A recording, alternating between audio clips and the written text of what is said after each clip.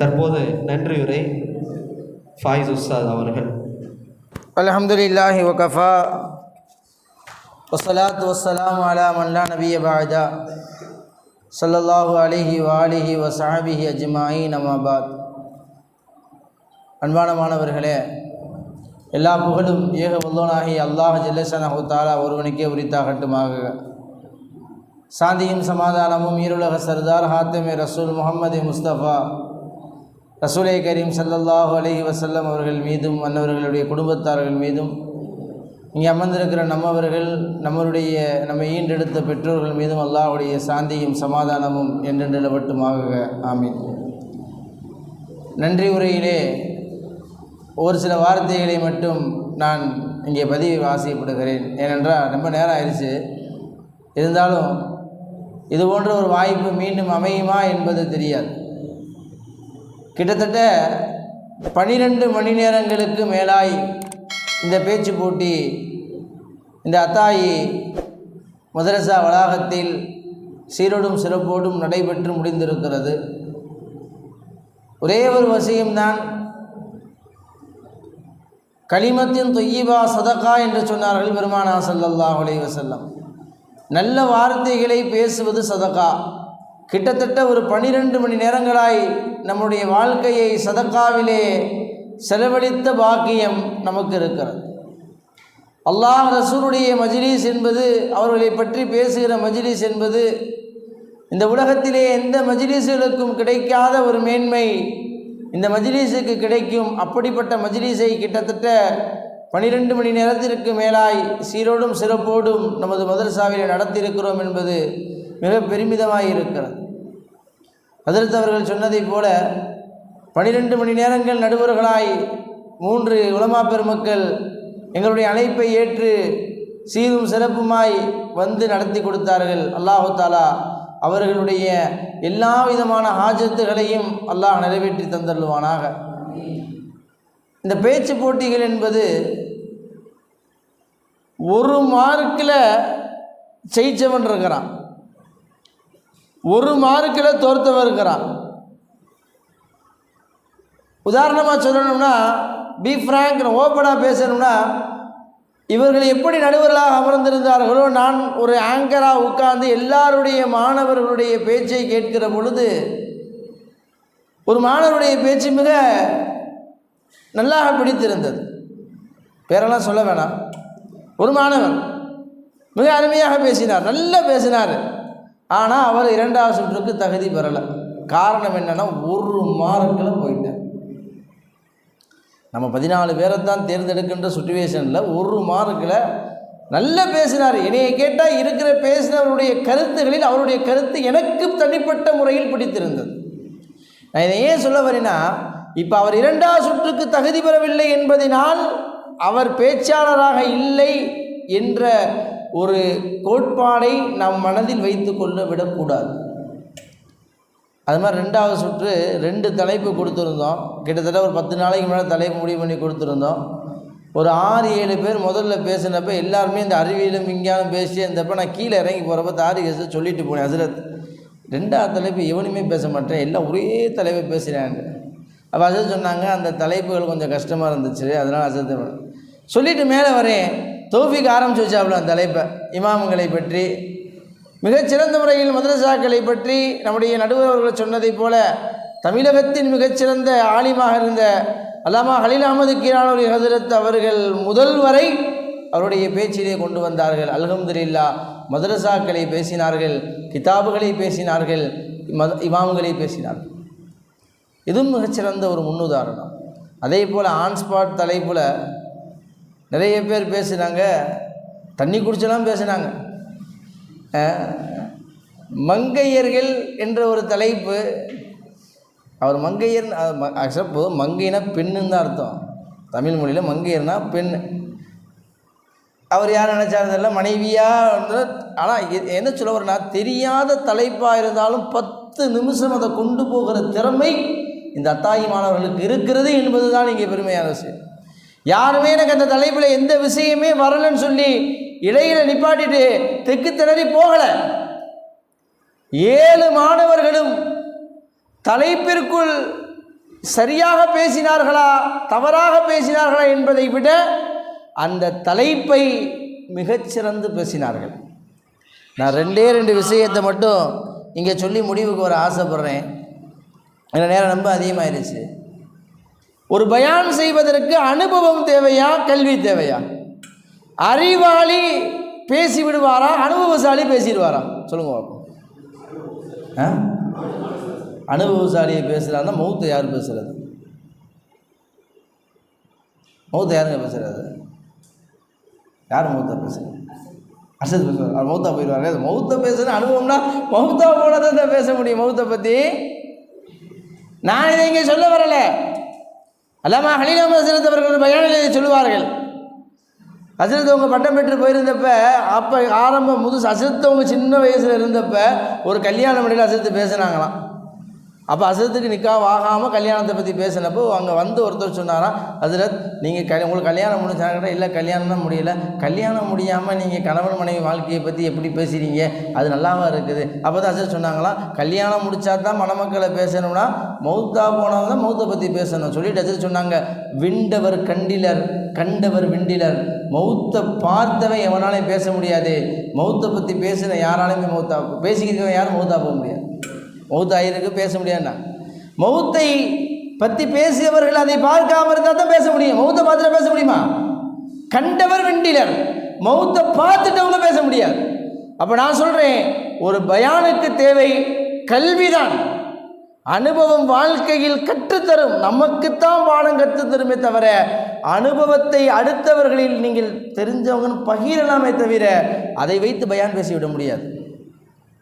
கிட்டத்தட்ட 2 வருடங்களாய் உத்தமபாளையம் மதரசாவிலே நான் ஹஜ்ஜை பற்றி வழிகாட்டு முகாம்கள் பேசினேன். அப்போ வசூல் வந்து கேட்டார், ஹஜ்ஜுக்கே நீங்கள் போகலை, நீங்கள் எப்படி ஹஜ்ஜில் அங்கே இருக்கக்கூடிய கஷ்டங்கள்லாம் தெரியுமா? கஷ்டங்களை வைத்து பேசுவதல்ல ஹஜ்ஜுடைய வாழ்வரை. பெருமானார் ஸல்லல்லாஹு அலைஹி வஸல்லம் குர்ஆனும் ஒரு வாழ்க்கையை மனிதனுக்கு கற்றுக் கொடுத்தது. அதை பேசுவது தான் பயான்கள். அன்பானவர்களே, கல்விதான் நம்முடைய பேச்சிற்கான அடிப்படை. அந்த கல்வியை நீங்கள் சரியாக பயன்படுத்த வேண்டும். நான் திரும்ப நான் ஆரம்பத்திலிருந்து இந்த மன்றங்களில் சொல்வது, புதிய விஷயங்களை பேச முன்வாருங்கள். புதிய கருத்துக்களை பிள்ளைகளிடத்தில் பகிர்வதை பேசுங்கள். புதிய விஷயங்களை பற்றி நீங்கள் மக்களிடத்திலே கொண்டு வருவதற்கு முயற்சி செய்யுங்கள். அப்படி முயற்சி செய்தீர்கள் என்று சொன்னால் நம்மளுடைய பயான்கள் இது மட்டுமல்ல, பல்வேறு மேடைகளில் எதுக்கு உங்களுக்கு ஆன் ஸ்பாட் தலைப்பெல்லாம் நம்ம போட்டி வச்சோம்னா, ஒரு இடத்துக்கு போயிருக்கிறீங்க, திரும்ப ஒரு நிகழ்ச்சி உங்களை கூப்பிட்டு பேசுங்கன்றாங்க. அது சதக்காவை பற்றி நிகழ்ச்சி. ஒரு ட்ரஸ்ட்டு ஒரு நிகழ்ச்சி நடத்துன்னு வச்சுக்கோங்களேன். ஒரு ட்ரஸ்ட்டு, அந்த ட்ரஸ்ட்டுடைய வசதிகளுக்காக அங்கே போய் இருந்திருக்கிற முஸ்தாக்கை கூப்பிட்டு, முஸ்தாக் நீங்கள் 5 நிமிஷம் பேசுங்க, ஆலி மத்தாயா இருக்கீங்கன்ட்டாங்கன்னு வச்சுக்கோங்க. அங்கே போய் என்ன பேசணும்? ஏங்க பேசணும்? அங்கே போய் கால ரசூலுல்லாஹி ஸல்லல்லாஹு அலைஹி வஸல்லம் தலபலில் மீ ஃபரீலத்துன் அலா குல்லி முஸ்லிமாக பேசணும். எங்கள் ட்ரஸ்ட்டுக்கு அந்த இடத்துல என்ன பேசணுமோ அந்த உதவி செய்கிறதை பற்றி, சதக்காக்களை கொடுப்பதை பற்றி, அதை பற்றி தான் பேசணும். அப்போ எந்த இடத்திற்கு போனாலும் அதை பற்றி பேசுவதற்கான அந்த அறிவு நம்முடைய மண்டையில் எப்பயுமே இருக்கணுன்றதுக்காகத்தான் இந்த ஆன்ஸ்பாட்டுடைய தலைப்புகளுடைய பழக்கங்கள்லாம் நமக்கு கொண்டு வரும். மதரசா தான் கற்றுத்தரும் கலாசாலை. இங்கே நீ ஹஸரத் சொன்ன மாதிரி இங்கே நீங்கள் கற்றுக்கொள்ளாத எந்த விஷயத்தையும் உங்களோட வாழ்க்கையில் பின்னாடி போய் கற்றுக்கிற முடியாது. ஷம்ஸுதீன் ஹஸரத் அவர்கள் அருமையாக தங்களுடைய மதரசாவுடைய அனுபவத்தை மிகச் சிறப்பாக சொன்னார்கள். அவருடைய தேவைகளை மாணவர்கள் உஸ்தாதுமார்கள் வைத்து செய்தது. மதரசாவிலே நாம் உஸ்தாதுமார்களுக்கு அந்த பணிவிடையை அவர்களை நம்ம அவர்களிடத்தில் அந்த வரா என்பது இல்லை என்று சொன்னால் வாழ்க்கையில் என்றைக்குமே எதுவுமே வராது. நான் மதரசாவில் ஓதுறப்ப இந்த தொழுகை வைக்கிறதுக்கு அப்போல்லாம் சூறாக்களை மனப்பாடம் பண்ணுறேன். அந்த வெள்ளிக்கிழமை சுபுவுக்காக சஜிதாவை ரொம்ப போராடி மனப்பாடம் செஞ்சேன். அது போராடி மனப்பாடம் செஞ்சு சஜிதாவுக்கு மேலே எனக்கு மனப்பாடமே ஆக மாட்டேன்ருச்சு. சஜிதா வரைக்கும் தெரியும். சஜிதாவுக்கு அடுத்து என்னதான் ததஜாபா ஜுனூபுன் வலாஜின்ற அந்த ஆயத்திலேருந்து நானும் ஓதுகிற காலத்தில் மனப்பாடம் வரவே இல்லை. நான் என்ன செய்வேன்னா, சஜிதாவுடைய ஆயத்தை, ஏன்னா எனக்கு தான் வெள்ளிக்கிழமை சுபு தொழுக பொறுப்பு. சஜிதா ஆயத்தை போட்டு அது வரைக்கும் ஓது சஜிதா செஞ்சுட்டு திரும்பி எந்திரிச்சு என்ன செய்வேன், வேறு எங்கேயாவது எடுத்து ஓதுவேன். சபீஸ்ம ரபிக்கிறாளா அதான் ஓதுவேன். எங்கள் உஸ்தா ஹலீல் ஹஸரத் 2 தடவை கூப்பிட்டு, அப்படிலாம் ஓதக்கூடாது, சஜிதாவுடைய ஆயத்துக்கு அடுத்து தொடராக தான் ஓதணும், அப்போ தான் நல்லா இருக்கும்ண்டார். உங்களுக்கு தொடராக தானே ஓதணும்னு சொல்லிவிட்டு திரும்பி சஜிதா செஞ்சுட்டு எந்திரிச்சு சுலைமானில் சுலைமான் அலைஹிஸ்ஸலாமுடைய சூரத்து நம்மள ஒரு சஜிதா வரும். அதுக்கு பின்னாடி அல்லாஹ் சொல்லுவாங்க கால சந்தூர் இலைக்கா சதகத்து அம்குந்தம் நல்காதிபின். அதை எடுத்து கொஞ்சம் மாமணி ஓத ஆரம்பிச்சிட்டேன். தலையில் அடிச்சுட்டாரு. உனையெல்லாம் என்னடா செய்கிறது? தஜ்ஜாபா ஜுனூபு மனப்பாடம் பண்ணி ஓதணுமாடா? அப்போ நான் தர்க்க அப்படித்தான் ஓதணும் சரீரத்தில் இருக்குதா? சட்ட விளையாட்டாக சொல்லுது. விளையாட்டாக உஸ்தாமாட்ட இருக்கிற பழக்கத்தில் பேசுகிறேன். நான் ஏன் சொல்ல வரேன்னா, அன்னைக்கு அசிரித்து சொன்னாங்கன்னு மண்டிட்டு அந்த தஜ்ஜாபா கொஞ்ச நேரம் உட்காந்து மனப்பாடம் பண்ணியிருந்தேன்னு வச்சுக்கோங்க, இன்றைக்கி வரைக்கும் எனக்கு சஜிதாவுடைய ஆயத்தை பள்ளியில் வெள்ளிக்கிழமை என்னைக்கா சுபுதுழு வச்சுன்னா ஓதவே மாட்டேன். ஏன்னா தெரியாது, தஜ்ஜாபா ஜுனூபு வராது. கிட்டத்தட்ட நான் பட்டம் வாங்கி 15 ஆண்டுகளை தாண்டி விட்டது. 15 ஆண்டுகளாய் தஜ்ஜாபா ஜுனூபுக்கும் எனக்கு தத்தத்தாழ்ந்து ஆடிக்கிறது. வாழ்க்கையின் அனுபவங்களை உங்களுக்கு மாணவர்களுக்கு முன்னால் நான் பகிர்வதற்குரிய நோக்கம் என்ன தெரியுமா? மதரசாவில் நீங்கள் கற்ற பாடம்தான் உங்களுடைய வாழ்க்கையில் வரும். இந்த மதரசாவிலே நீங்கள் எதையெல்லாம் வேண்டாம் என்று நீங்கள் புறம் தண்ணீர்களோ காலம் முழுக்க நீங்கள் புறம் தள்ள வேண்டியதுதான் ஆகும். ஹஸரத் அவர்கள் தாரிக் அஹ்மத் ஹஸரத் அவர்கள் மிக அருமையாக சொன்னார்கள், உலக கல்வியா மார்க்க கல்வியா எதற்கு நாம் முக்கியத்துவம் கொடுக்க வேண்டும் என்ற விஷயங்கள்லாம் சொன்னார்கள். இதையெல்லாம் நம்முடைய அனுபவங்கள் தான் கொண்டு வர வேண்டும். நம்முடைய வாழ்க்கையிலே அதை நம்ம கொண்டு வர வேண்டும். அதனால தான் அல்லாமல் ஹலீல் அஹ்மத் ஹஸரத் அவங்க இன்றைக்கி வரைக்கும் யூசிஃபியாவில் உலக கல்விக்கு அனுமதியே கிடையாது. ஒரு வருஷம் வச்சாங்க, ஹஸரத் தூக்கி போட்டாங்க. நான் அடிக்கடி சொல்லுவேன், ஹஸரத்தை சொல்லுவேன், ஹலீல் அஹ்மத் ஹஸரத்துடைய அவர்களை போல ஒரு மதரசாவை மிகச்சிறந்த ஒரு நாசிராய் நடத்தியார். ஏன்னா எதுக்கு நான் சொல்கிறேன்னா, நான் சிறந்த பேச்சாளர் ஆகிறதுக்கு காரணம் 2 பேர். ஒன்று ஹலீல் அஹ்மதுடைய பயான் நிறைய கேட்பேன், 2வது சதீனஸுடைய பயான் அதிகமாக கேட்பேன். எப்படி கிதாபுகளை அதிகமாக கேட்குறோமோ அது மாதிரி பேச்சாளருடைய பயான்களை கேட்கணும். வாய்ப்புகள் இருந்தால் ஃபோன், ஏன்னா இன்றைக்கி ஃபோன் எல்லாத்தையும் இல்லாமலாம் இல்லை. இன்றைக்கெல்லாம் யூடியூப்பில் எல்லா பேச்சுகளும் இருக்கிறது. பேச்சாளருடைய பேச்சை கண்டிப்பாக கேட்கணும். ஏன்னா அவருடைய எல்லா விஷயமும் கிதாபில் நம்ம எடுத்துட முடியாது. பேச்சாளருடைய பேச்சில் பல்வேறு விதமான கருத்துக்கள் வரும், பல்வேறு விதமான. குறிப்பாக ஹலீல் அஹ்மத் ஹஸரத்துடைய பேச்சு ரொம்ப அருமையாக நிறைய விஷயங்களை சொல்லுவாங்க சார். அதுமாதிரி அன்பான மாணவர்களே, இது போன்ற ஹஸரத் நிறையா சொன்னாங்க, நீங்கள் படிக்கிற காலத்தில் பேச்சுகள் நிறைய கிதாபுகளை படிங்க, நிறைய இது செய்யுங்க. அதனுடைய வரிசையில் இதையும் வச்சுக்கோங்க, சிறந்த பேச்சாளருடைய பேச்சுகளை கேளுங்க. அந்த பேச்சில் கேட்டால் தான் எப்படி பேசணுன்ற அந்த முறை நமக்கு தெரியும். ஒரு ஆயத்தை, ஒரு ஹதீஸை நம்ம எப்படி அணுகுமுறை என்பது பேச்சாளருடைய பேச்சுகள் தான் நமக்கு கற்றுக் கொடுக்கும். அதுபோல் அதையும் உங்களுடைய வாழ்க்கையை நீங்கள் சேர்த்துக் கொள்ளுங்கள். அல்லாஹ் ரப்புல் ஆலமீன் மதரசாவிலே கற்றதன்படி வாழுகிற தௌஃபீக் அல்லாஹ் தந்தருவானாக. நம்முடைய வாழ்க்கைக்கு தேவையான எல்லா கல்விகளையும் மதரசாவிலே கற்றுக்கின்ற தௌஃபீக்கை தந்தருவானாக. இச்சிறப்பான நிகழ்ச்சியை தலைமை தாங்கி நடத்தி கொடுத்த நம்முடைய கபமத்தாய் அரபிக் கல்லூரியுடைய முதல்வர், மதிப்புக்கு மரியாதைக்கும் உரிய மௌலானா மௌலவி என் தாரிக் அஹ்மத் பிலாலி ஹதரத் அவர்களுக்கும், எங்களுடைய அழைப்பை ஏற்று நடுவர்களாய் வருகை தந்த சங்கைக்குரிய உலமா பெருமக்களுக்கும், சிறப்பு விருந்தினராய் வருகை தந்த கண்ணியத்திற்குரிய ஹதரத் கிப்லா அவர்களுக்கும், மாணவ செல்வங்களுக்கும், நம்முடைய மதரசாவுடைய உஸ்தாத்மார்களுக்கும், இதற்காக பாடுபட்ட அனைத்து மாணவர்களுக்கும் பல ரப்புல் ஆலமீன் இம்மையிலும் மறுமையிலும் எல்லா விதமான சுகத்தையும் ஆஃபியத்தையும் தந்துள்வானாக. அவர்கள் அனைவர்களுக்கும் என் சார்பாகவும் மதரசாவின் சார்பாகவும் முதல்வரின் சார்பாகவும் ஜஸாக்குமுல்லாஹ் வாஹ்ஸனல் ஜஸா என்ற நன்றியினை தெரிவித்துக் கொள்கிறேன். குறிப்பாக அதிக தூரம் வருகின்ற உஸ்தாதுமார்கள் எங்களுடைய அழைப்பை ஏற்று இவ்வளோ தூரம் வந்து, எனக்கு கிட்டத்தட்ட 12 மணி நேரம்லாம் பெரிய டாஸ்க்கு.